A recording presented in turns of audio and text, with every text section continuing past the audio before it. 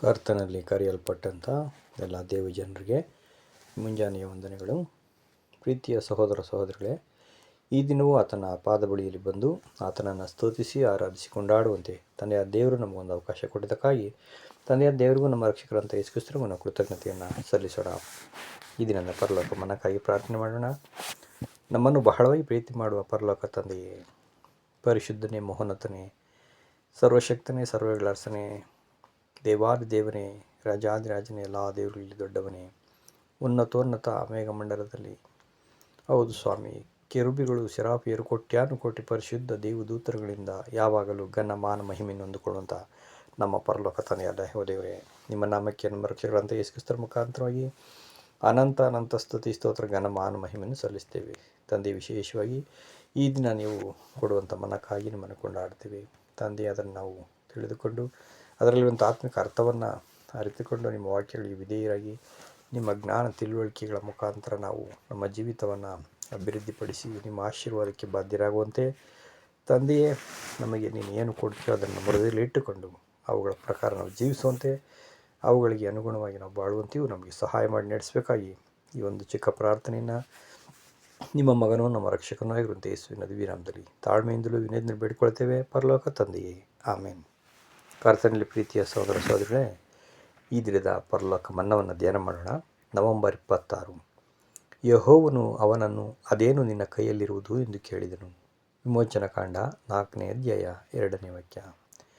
ಯಾವನಾದರೂ ಕರ್ತನು ಅತಿ ಹೆಚ್ಚಾಗಿ ತನ್ನನ್ನು ಆಶೀರ್ವಾದದಾಯಕ ಸೇವೆಯಲ್ಲಿ ಉಪಯೋಗಿಸುವುದಾದರೆ ಆ ಸೇವೆಗೆ ಅವನು ಸಮರ್ಥನಾಗಿರಲು ತನ್ನನ್ನು ಹೆಚ್ಚಾಗಿ ಆ ಸೇವೆಗೆ ಅಂಟಿಕೊಂಡಿರಲು ಪ್ರಯತ್ನ ಪಡಲಿ ಅಂತ ಹೇಳ್ತಾರೆ. ಆತನು ದೇವರ ಅತಿ ಪ್ರೀತಿಯ ಮತ್ತು ಗೌರವ ಸ್ಥಾನದ ಸೇವಕನಾಗಿರುವ ಮೋಶೆಯಂತೆ ದೀನ ಸ್ವಭಾವ, ದೈನ್ಯತೆ, ಬಲ ಮತ್ತು ತನ್ನನ್ನು ದೇವರಿಗಾಗಿ ಮೀಸಲಾಗಿಟ್ಟು ಉತ್ಸಾಹದಿಂದ ಸೇವೆ ಮಾಡಲಿ. ಬುದ್ಧಿಯುಳ್ಳ ಮನೆವಾರ್ತೆಯವನು ತನ್ನಲ್ಲಿ ಪ್ರಾಕೃತವಾಗಿರುವ ಸಾಮರ್ಥ್ಯವನ್ನು ವೃದ್ಧಿಗೊಳಿಸಿ ಕಾಯುವನಾಗಿ ಸ್ವಾಭಾವಿಕವಾಗಿ ಹೊಂದದೇ ಇರುವ ಸಾಮರ್ಥ್ಯಕ್ಕಾಗಿ ಕಳವಳ ಪಡದೆ ಕರ್ತನನ್ನು ಸೇವೆ ಮಾಡಲಿ. ಹೀಗಿರುವಲ್ಲಿ ನಮ್ಮಲ್ಲಿ ಪ್ರತಿಯೊಬ್ಬನು ದೀನ ಸ್ವಭಾವವುಳ್ಳವನಾಗಿ ಕರ್ತನ ಪ್ರೀತಿಗಾಗಿ ಉತ್ಸಾಹಭರಿತವಾಗಿ ಆತನ ಸೇವೆಯನ್ನು ಮಾಡೋಣ. ಜೊತೆಗೆ ನಂಬಿಕೆಯಿಂದ ಆತನ ಶಕ್ತಿಯ ಮೇಲೆ ಆಧಾರಗೊಂಡು ನಮ್ಮ ಹೃದಯ ಮತ್ತು ಮನಸ್ಸುಗಳನ್ನು ಹದವಾದ ಸ್ಥಿತಿಯಲ್ಲಿಟ್ಟುಕೊಂಡು ದೇವರು ಯಾವ ಸೇವೆಗಾಗಿ ನಮ್ಮನ್ನು ನೇಮಿಸಿರುವನೋ ಆ ಸೇವೆಯನ್ನು ಆತನಿಗೆ ಮೆಚ್ಚುಗೆಯಾಗುವಂತೆ ಮಾಡೋಣ. ಕರ್ತನಲ್ಲಿ ಪ್ರೀತಿಯ ಸಹೋದರ ಸಹೋದರಿಗಳೇ, ಸತ್ಯವೇದದ ದೈವೋಕ್ತಿಗಳ ಸಂಕೇತದಂತೆ ಈ ಒಂದು ಹಸ್ತ ಅಥವಾ ಕೈ ಅದು ಏನನ್ನು ಸೂಚನೆ ಮಾಡ್ತದೆ ಎಂಬುದಾಗಿ ನಾವು ನೋಡುವಾಗ, ಕರ್ತನಲ್ಲಿ ಪ್ರೀತಿಯ ಸಹೋದರ ಸಹೋದರಿಗಳೇ, ಅದು ನಮ್ಮ ಶಕ್ತಿಯನ್ನು ಅಥವಾ ನಮ್ಮ ಸಾಮರ್ಥ್ಯವನ್ನು ಪ್ರತಿನಿಧಿಸ್ತದೆ. ಅಂದರೆ ನಮ್ಮ ಕೈಯಲ್ಲಿ ಏನಿದೆಯೋ, ಅಂದರೆ ಸಾಧಾರಣ ಅರ್ಥದಲ್ಲಿ ನಮ್ಮ ಸಾಮರ್ಥ್ಯ ಮತ್ತು ಶಕ್ತಿ ಮತ್ತು ನಮ್ಮ ನೂತನ ಹೃದಯ, ಮನಸ್ಸು, ನೂತನ ಚಿತ್ತ ಹಾಗೂ ಮಾನವತ್ವವನ್ನು ಅದು ಸೂಚನೆ ಮಾಡುತ್ತೆ. ಇನ್ನು ನಾವು ವಿವರವಾಗಿ ಹೇಳೋದಾದರೆ, ನಮ್ಮಲ್ಲಿರುವಂಥ ಶಕ್ತಿ, ಜ್ಞಾನ, ಕೃಪೆ, ಗುಣ, ಸ್ಥಾನ, ಸಮಯ, ಕೌಶಲ್ಯ, ಪ್ರಭಾವ, ಅನುಕೂಲತೆ, ಸ್ನೇಹಿತರು, ಸಂಬಂಧಿಕರು, ಹಣ, ಆರೋಗ್ಯ, ಇನ್ನೂ ಅನೇಕ ವಿಷಯಗಳು ಸೇರಿಕೊಳ್ತವೆ. ಇವು ನಮ್ಮಲ್ಲಿರುವುದನ್ನು ತಿಳಿದಿರುವಂಥ ನಮ್ಮ ಕರ್ತನು ಈ ದಿಶೆಯಲ್ಲಿ ಇವುಗಳನ್ನು ಉಪಯೋಗಿಸಿ ಸೇವೆ ಮಾಡುವುದನ್ನು ಇಷ್ಟಪಡ್ತಾರೆ ಅಂತ ನಾವು ನೋಡ್ತೀವಿ. ಬದಲಿಗೆ ನಮ್ಮಲ್ಲಿ ಇಲ್ಲದೇ ಇರುವಂಥದ್ದನ್ನು ದೇವರು ಏನು ಮಾಡಲ್ಲ, ಕೇಳಲ್ಲ. ಆದ್ದರಿಂದ ನಮ್ಮಲ್ಲಿರುವ ಸಾಮರ್ಥ್ಯದಿಂದಲೇ ಸೇವೆ ಮಾಡುವುದನ್ನು ದೇವರು ಬಯಸ್ತಾರೆ. ಕರ್ತನಲ್ಲಿ ಪ್ರೀತಿಯ ಸಹೋದರ ಸಹೋದರರೇ, ಈ ಕಾರ್ಯವನ್ನು ದೇವರ ಸೇವೆಗಾಗಿ, ಘನತೆಗಾಗಿ ನಾವು ಉಪಯೋಗಿಸ್ಕೊಳ್ಬೇಕು. ನಮ್ಮ ಕುಟುಂಬದ ಸ್ವಾರ್ಥಕ್ಕಾಗಿ, ನಮ್ಮ ವಿಷಯಗಳಿಗಾಗಿ, ನಮ್ಮವರಿಗೋಸ್ಕರ, ನಮಗಾಗಿ ಸ್ವಾರ್ಥ ಚಿಂತಕರಾಗಿ ಬಳಸ್ಕೊಳ್ಬಾರ್ದು. ದೇವರು ನಮ್ಮನ್ನು ಯಾವ ಕೆಲಸಕ್ಕೆ ಕಳುಹಿಸಿದರೂ ನಾವು ಜಗತ್ತನ್ನೇ ಗೆಲ್ಲುತ್ತೇವೆ, ನಮ್ಮ ಶಕ್ತಿಯಿಂದಲ್ಲ, ದೇವರ ಬಲದಿಂದ ಅಂತ ನಂಬಿಕೆ ನಮಗಿರಬೇಕು. ಯಾಕೆಂದರೆ ನಾವು ಮಣ್ಣು ಧೂಳು ಅಲ್ಪರು, ನಾವು ಏನೂ ಅಲ್ಲ ಸ್ವಾಮಿ, ಎಲ್ಲ ನೀನು ಕಾರ್ಯ ಮಾಡ್ತೀಯಾ ಅಂತ ಹೇಳ್ಬೇಕು. ನಾವು ದೇವರು ನಮ್ಮೊಂದಿಗಿದ್ದು ಕಾರ್ಯ ಮಾಡ್ತಾರೆ ಅಂತ ನಾವು ತಿಳಿದಿದ್ದರೆ ಎಲ್ಲ ಸಾಧ್ಯ ಆಗುತ್ತೆ. ಮೋಶೆಯಂತೆ ಮೋಶೆ ಸ್ವಾಮಿ ನನ್ನ ಮಾತು ಬಲ್ಲವನಲ್ಲ, ನಾನೇನು ಅಲ್ಲ, ನಾನು ಏನು ಮಾಡಲಿ ಅಂತ ಹೇಳಿದ್ರೋ ಆ ರೀತಿ ನಾವು ಇರಬೇಕು. ಆದರೆ ದೇವರು ಅವ್ರಿಗೆ ಏನು ಹೇಳ್ತಾರೆ, ಅದೇನು ನಿನ್ನ ಕೈಯಲ್ಲೈತೆ ಅಂತ ಕೇಳ್ತಾರೆ. ಅವ್ರ ಕೈಯಲ್ಲಿ ಒಂದು ಕೋಲಿತ್ತು ನೋಡು, ಅದನ್ನೇ ತೆಗೆದುಕೊಂಡು ನೀನೇನು ಮಾಡು, ಕಾರ್ಯವನ್ನು ಮಾಡು ಅಂತೇಳಿ ಅವ್ರನ್ನ ಉಪಯೋಗಿಸ್ಕೊಂಡ್ರು. ಅದೇ ರೀತಿ ನಮ್ಮಲ್ಲಿ ಏನಿದೆಯೋ, ನಮ್ಮಲ್ಲಿ ಪ್ರಾರ್ಥನೆ ಮಾಡುವಂಥ ಮನಸ್ಸಿರ್ಬೋದು, ದುಡ್ಡು ಕಾಸಿರ್ಬೋದು, ಆರೋಗ್ಯ ಇರ್ಬೋದು, ಸಮಯ ಕೊಟ್ಟಿರ್ಬೋದು ದೇವರು, ಅವುಗಳಿಂದಲೇ ಏನು ಸಾಧ್ಯವೋ ಅದನ್ನು ನಾವು ಮಾಡಬೇಕು. ಕರ್ತನಲ್ಲಿ ಪ್ರೀತಿಯ ಸಹೋದರ ಸಹೋದರಿಗಳೇ, ಕೆಲವರಿಗೆ ಹಣ ಕೊಟ್ಟಿದ್ದರೆ ಅದನ್ನು ಬಡವರಿಗೋಸ್ಕರ, ದೇವರ ಸೇವೆಗೋಸ್ಕರ ಉಪಯೋಗಿಸ್ಕೊಳ್ಬೇಕು. ಕೆಲವರಿಗೆ ಸಮಯ ಕೊಟ್ಟಿದ್ದರೆ ಆ ಸಮಯ ಕರ್ತನ ಧ್ಯಾನ ಮಾಡುವುದಕ್ಕೆ, ಸುವಾರ್ತೆಯನ್ನು ಸಾರೋದಕ್ಕೆ ಉಪಯೋಗಿಸ್ಕೊಳ್ಬೋದು. ಕೆಲವರಿಗೆ ಆರೋಗ್ಯವನ್ನು ಕೊಟ್ಟಿದ್ದರೆ ಆ ಆರೋಗ್ಯದಿಂದ ಸೇವೆ ಮಾಡುವಂಥ ಸೇವಕರುಗಳಿಗೆ ಸಹಾಯ ಮಾಡುವಂಥದ್ದು, ಅವರಿಗೋಸ್ಕರ ದೇವರ ವಾಕ್ಯ ಸಾರುವುದಕ್ಕೋಸ್ಕರ ಚೆನ್ನಾಗಿ ಅವ್ರಿಗೋಸ್ಕರ ದುಡಿವನ್ನು ಮಾಡುವಂಥದ್ದು, ಧ್ಯಾನ ಮಾಡುವಂಥದ್ದು, ಸ್ಟಡಿ ಮಾಡುವಂಥದ್ದು, ಏನಾದರೂ ಹೆಲ್ಪ್ ಮಾಡುವಂಥ ಒಂದು ಕೆಲಸ ಕಾರ್ಯಗಳನ್ನು ಅವರು ಮಾಡ್ಬೋದು. ಈ ರೀತಿಯಾಗಿ ನಮಗೇನು ಕೊಟ್ಟಿದ್ದಾರೋ ಅದನ್ನು ಮಾಡುವಾಗ, ಚೆನ್ನಾಗಿ ಮಾತಾಡುವಂಥ, ಚೆನ್ನಾಗಿ ಪ್ರಾರ್ಥನೆ ಮಾಡೋದನ್ನು ಕೊಟ್ಟಿದ್ದಾರೆ, ಅದನ್ನು ಕರ್ತನ ಸೇವೆಯಲ್ಲಿ ಉಪಯೋಗಿಸ್ಕೊಳ್ಬೇಕಾಗುತ್ತೆ. ಅದರಿಂದ ಕರ್ತನಲ್ಲಿ ಪ್ರೀತಿಯ ಸಹೋದರ ಸಹೋದರಿಗಳೇ, ನಮಗೆ ಏನಿದೆಯೋ ನಮ್ಮಲ್ಲಿ ಅದರಿಂದನೇ ದೇವರನ್ನು ಮಹಿಮೆ ಪಡಿಸು ನೀನು ಅಂತ ಹೇಳ್ತಾರೆ. ದೇವರು ನಮ್ಮನ್ನು, ನಾವು ಏನೂ ಅಲ್ಲ, ಮಣ್ಣು ಧೂಳು ಅಂದಾಗಲೇ ನಮ್ಮನ್ನು ಅಭಿವೃದ್ಧಿ ಪಡಿಸ್ತಾರೆ. ಆದರೆ ನನಗೆಲ್ಲ ಗೊತ್ತು, ನಾನು ಮಾಡ್ತೀನಿ ಅನ್ನೋ ಅಹಂಕಾರ ಏನಾದರೂ ಬಂದರೆ ನಾವು ಏನೂ ಮಾಡೋಕ್ಕಾಗಲ್ಲ, ನಮ್ಮನ್ನು ನಾವು ಗೆಲ್ಲೋದಕ್ಕೆ ಆಗಲ್ಲ ಅಂತ ನೋಡ್ತೀವಿ. ಉದಾಹರಣೆಗೆ, ಸಾವಿರಾರು ಜನಗಳಿಗೆ ಸತ್ಯ ಬೋಧಿಸುವಂಥವರು ಅನೇಕರು ಇವತ್ತು ಇದ್ದಾರೆ. ಆದರೆ ಅದನ್ನು ಹೇಳದೆ ಹೋದರೆ, ಬೋಧಿಸುವಂಥ ಶಕ್ತಿ ಇದ್ದರೂ ಏನು ಪ್ರಯೋಜನಕ್ಕೆ ಬರುತ್ತೆ? ಆದರೆ ಒಬ್ಬರಿಗೆ ಮಾತ್ರ ಸತ್ಯ ಬೋಧಿಸ್ಬಿಟ್ರೆ ಸಾಕು, ಅದು ತುಂಬ ಇಷ್ಟ ಆಗ್ಬಿಡ್ತದೆ. ನಾವು ಒಬ್ಬರಿಗೆ, ಯಾಕೆಂದರೆ ನಮಗೆ ಸಾಮರ್ಥ್ಯ ಇಲ್ಲ, ಆದರೆ ಒಬ್ರಿಗಾದರೂ ನಾವು ಹೇಳ್ತೀವಲ್ಲ, ಅದು ತುಂಬ ಇಷ್ಟ ಆಗುತ್ತೆ. ಆದರೆ ಕೆಲವರಿಗೆ ಸಾವಿರಾರು ಜನರಿಗೆ ಬೋಧಿಸುವಂಥ ಶಕ್ತಿ ಇದ್ದು ಅವರು ಆ ಕಾರ್ಯ ಮಾಡಲಿಲ್ಲ ಅಂದರೆ ಅದು ವೇಸ್ಟು. ಕರ್ತನಲ್ಲಿ ಪ್ರೀತಿಯ ಸಹೋದರ ಸಹೋದರಿಗಳೇ, ಈ ರೀತಿಯಾಗಿ ನಾವು ಅರ್ಥ ಮಾಡ್ಕೊಬೇಕು.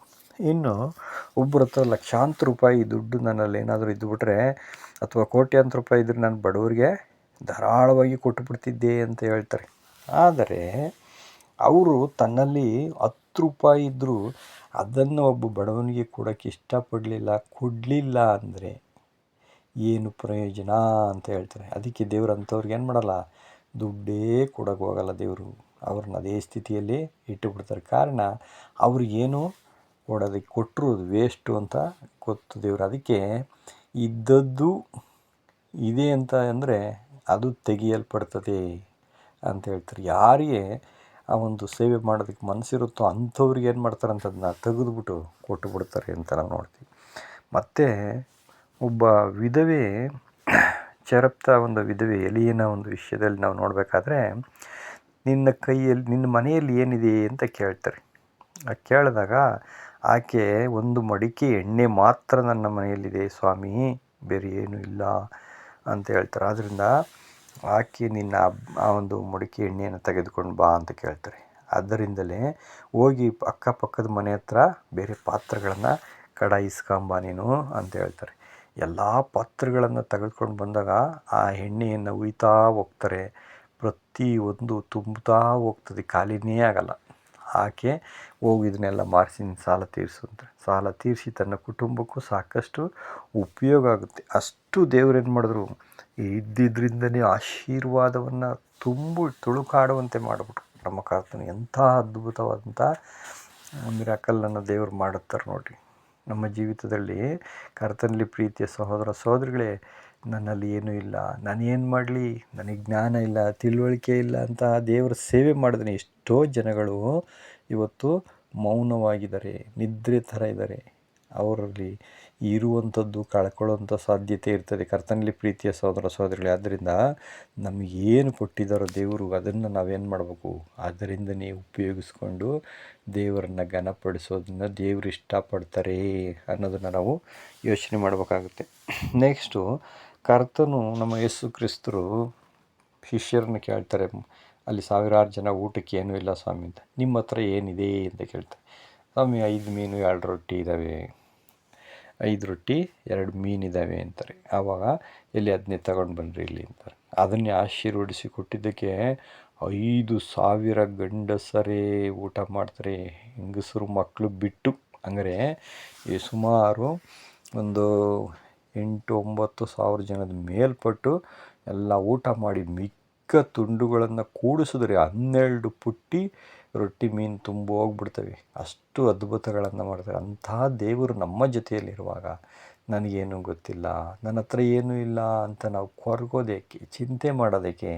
ಅದಕ್ಕೆ ನಮ್ಮ ದೇವರು ಹೇಳ್ತಾರೆ, ನಿನ್ನ ಕೈಯಲ್ಲಿ ಏನಿದೆ ಅದನ್ನೇ ತಗೋ, ಅದರಿಂದನೇ ನಾನೇನು ಮಾಡ್ತೀನಿ, ನಿನ್ನ ಅಭಿವೃದ್ಧಿ ಪಡಿಸ್ತೀನಿ, ಹೋಗು ಅಂತಾರೆ ಕರ್ತನಲ್ಲಿ ಪ್ರೀತಿಯ ಸಹೋದರ ಸಹೋದರಿಗಳೇ.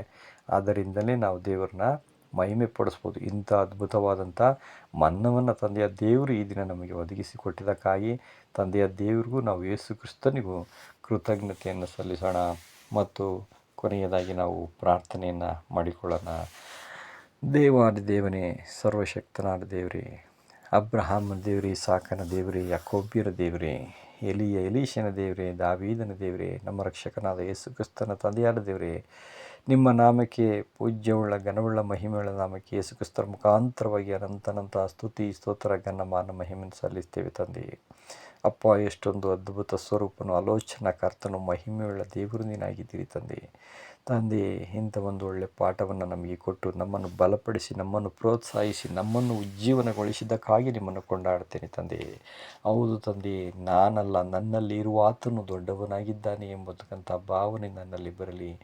ನನ್ನಲ್ಲಿ ಬಲ ಇಲ್ಲ, ಆದರೆ ನನ್ನಲ್ಲಿ ಬಲವಂತನಾದ ದೇವರು ಇದ್ದಾರೆ, ಬಲಪಡಿಸುವ ದೇವರು ನನ್ನ ಜೊತೆ ಇದ್ದಾರೆ ಎಂಬತಕ್ಕಂಥ ನಂಬಿಕೆ, ವಿಶ್ವಾಸವನ್ನು ನಮಗೆ ಕೊಡುತ್ತದೆ. ನಮ್ಮಲ್ಲಿರುವಂಥದ್ದನ್ನು ತೆಗೆದುಕೊಂಡು ನಿಮ್ಮನ್ನು ಮಹಿಮೆಪಡಿಸುವಂತೆ, ನಿಮ್ಮ ಸೇವಿಸುವಂತೆ ಶಕ್ತಿ, ಬಲವನ್ನು, ಜ್ಞಾನವನ್ನು, ವಿವೇಕವನ್ನು ನಮ್ಮೆಲ್ಲರಿಗೂ ಅನುಗ್ರಹಿಸು ತಂದೆ. ಈ ಒಂದು ಮನ್ನವನ್ನು ಕೇಳುವಂಥ, ತಿಳಿದುಕೊಳ್ಳುವಂಥ ಪ್ರತಿಯೊಂದು ಕುಟುಂಬಗಳನ್ನು, ಆತ್ಮಗಳನ್ನು ನಿಮ್ಮ ಪರಿಶುದ್ಧ ಆತ್ಮದಿಂದ ತುಂಬಿಸಿ, ಬಲಪಡಿಸಿ, ಇನ್ನು ಹೆಚ್ಚಿನ ರೀತಿಯಲ್ಲಿ ನಿಮಗೋಸ್ಕರ ಬೆಳಕಾಗಿ, ಉಪ್ಪಾಗಿ, ಸಾಕ್ಷಿಗಳಾಗಿ ಬಾಳುವಂತೆ ಬಲಪಡಿಸಿ ನೀವೇ ಮೈಮಂದುಕೊಳ್ಳಬೇಕಾಗಿ ಈ ಒಂದು ಚಿಕ್ಕ ಪ್ರಾರ್ಥನೆಯನ್ನು ನಿಮ್ಮ ಮಗನೂ ನಮ್ಮ ರಕ್ಷಕನೂ ಆಗಿರುತ್ತೆ ಯೇಸು ಕ್ರಿಸ್ತನ ದಿವ್ಯ ನಾಮದಲ್ಲಿ ತಾಳ್ಮೆಯಿಂದಲೂ ವಿನಯದಿಂದಲೂ ಬೇಡಿಕೊಳ್ತೇನೆ, ಪರಲೋಕ ತಂದೆಯೇ. ಆಮೇನ್. Thank you brothers.